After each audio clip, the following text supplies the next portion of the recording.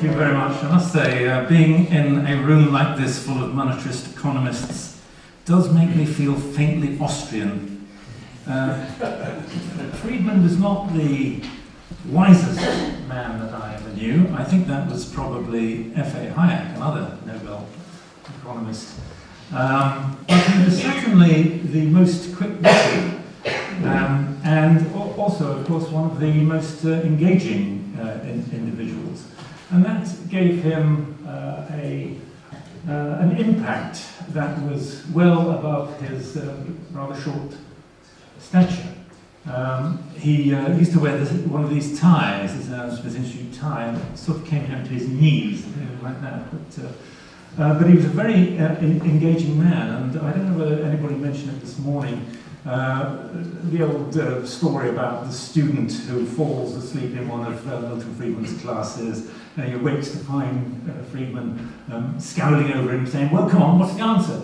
And the student says, "Well, Professor, I didn't hear the question, but the answer is the money supply." And this is obviously an apocryphal story, because nobody could fall asleep in one of Milton Friedman's lectures. It was simply impossible. But I'm going to ask to talk about how he changed, pointing out the long and variable lags in both monetary and fiscal policy, so you can't attempt to fine-tune the economy, and fundamentally his view that central banks don't really know what they're doing, which is true. He also made, of course, a contribution on, as we've heard, the Phillips Curve, and that again is now taught very widely. It seemed counterintuitive. How could you have inflation without it stimulating employment? But when you looked at the data, I think the data were all over the place. It wasn't a Phillips curve, it was a Phillips blob. There was just nothing that you could hang any theory you wanted on it. And Friedman's theory of the vertical Phillips curve was particularly ingenious and rooted in human values and the reality of human beings. And again, he subjected that to testing. President Reagan used to say that, an economist is somebody who says, "Well, it works fine in practice. How does it stand up in theory?" And another contribution I think that Friedman should be remembered for is the permanent income hypothesis. Again, looking at people and realizing that they actually do take long-term decisions over their own lives. They don't just respond to little tweaks in policy from day to day and week to week and year to year. They have a long-term view over their lives, their saving, their investment, and all the rest of it. And again, he used the data in order to check these hypotheses. But as Victoria has said, Friedman, to me, his contribution is that he was just such a great communicator.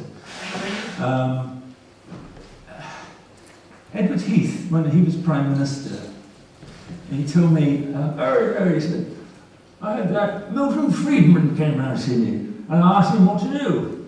And you know, he couldn't tell me. And I thought, well, there's something wrong there, because Milton Friedman is the greatest communicator on the planet.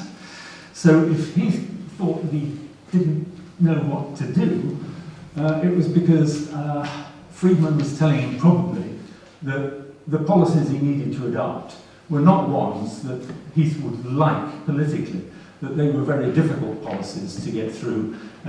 They were too hard for a politician, but they were nevertheless the policies that you needed to get yourself out of an exceedingly deep mess.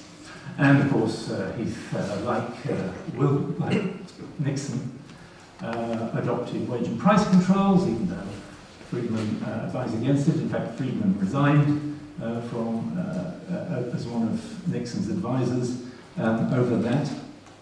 And on the grounds that it was curing the symptoms, but not the disease. Rent control, similarly, he's made an impact on that. I think people are much more sceptical about rent controls and indeed controls in general than they were. Professional licensing. Well, that did lead to positive changes in terms of licensing of lawyers, opticians, various other professional groups that were liberated by Mrs. T, or under Mrs. T. And let's not, of course, forget floating exchange rates. It was Heath, actually, that did that remarkably. But by the 1970s, of course, we had floating exchange rates, but we were in such a pickle that we thought we needed capital controls to stop money flying out of the country.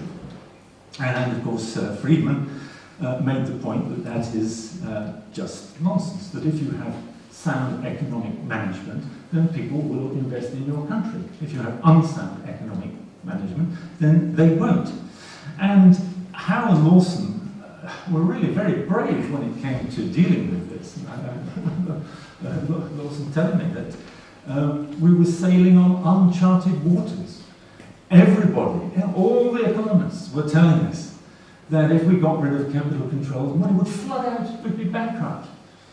And then, as you remember, Geoffrey Howe simply stood up one day, one afternoon, in the House of Commons and said, capital controls have been around too long, and we're getting rid of them, and all of those people at the Bank of England who deal with them will be assigned to other duties. The study and perception of economics.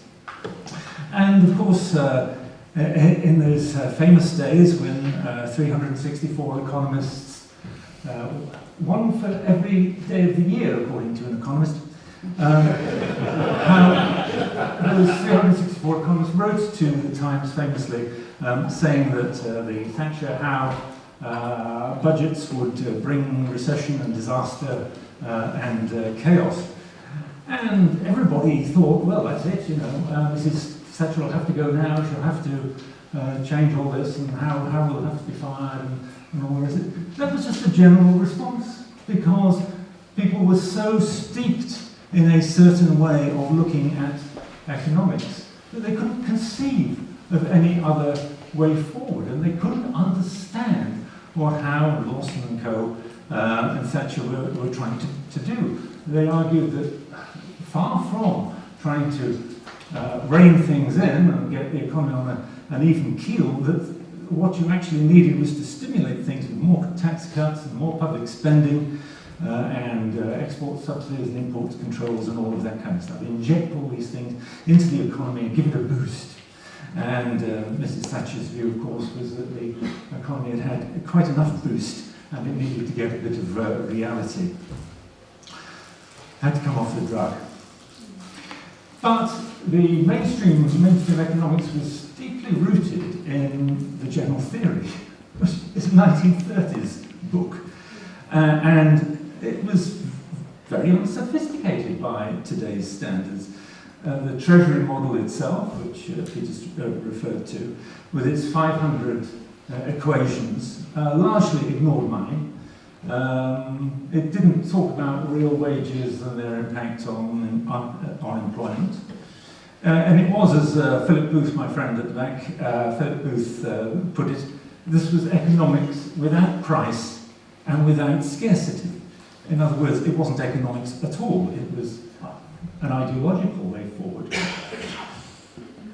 And while the mainstream policies seemed plausible, they were largely untested against real data. And one of Friedman's very significant impacts is to bring in a scientific, much more scientific approach, where theories are actually subjected to examination through the facts.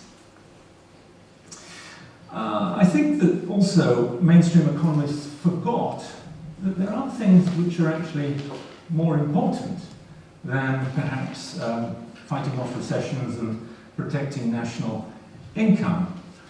Like in those times, fixing a sclerotic, controlled economy, like introducing the fitness regime of competition and markets, like ending inflation, which is a hugely damaging phenomenon because it means that you cannot understand real price differences, and economic calculation becomes impossible, so you get shortages, you get surpluses, and complete inefficiency. Reducing national debt was another thing which, again, many economists didn't think was particularly important. But again, in the 70s, we'd already had, national debt had more or less doubled in the 1970s, and there was something of a guilt strike against the government. So, all of these things are important, and I think that the mainstream theory simply overlooked them with its very mechanical model of how the economy worked. The change that Friedman brought was real, but it was grudging, as Friedman himself, writing about change. Firstly, they ignore you. Secondly, they ridicule you. Thirdly, they adopt your views, but say, well, yes, of course, money's important, but he's an extremist.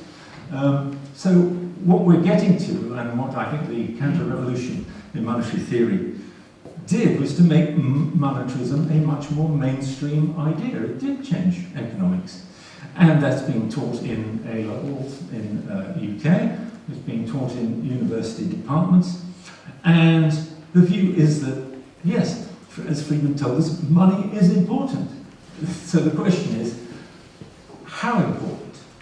And if it has to be controlled, how do you control it? And these are the questions really that people are looking at today, rather than simply dismissing it as not important at all. And I think Friedman also introduced a certain humility into the politics of this. A journalist friend of mine was up in the press gallery, and he said, my colleagues turned to me and said, what did he just say? They couldn't believe it. It was such a sensational policy. And that's, okay, it's pure Friedman. And it was a very profound change in thinking. As Victoria said, Friedman was also very positive on individual freedom, not just economic freedom, but personal freedom as well. Drugs, he believed that most of the damage that drugs do is due to the fact that they're illegal. He opposed the draft famously in America. And he was a hugely effective public intellectual, with his books like Free to Choose. Mark Lahr, who was the reforming first post-Soviet Prime Minister of Estonia, he says that one of the few books we could get, Western economics books we could actually get in the Soviet era, was Milton Friedman's Free to Choose. So he said, when we got into power, we thought, this is economics, this is what we do.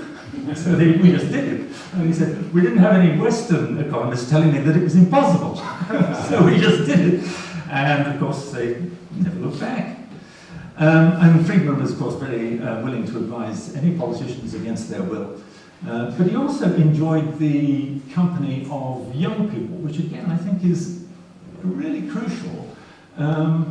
He relished arguments, he relished talking to young people, really seek out the young folks and talk to them.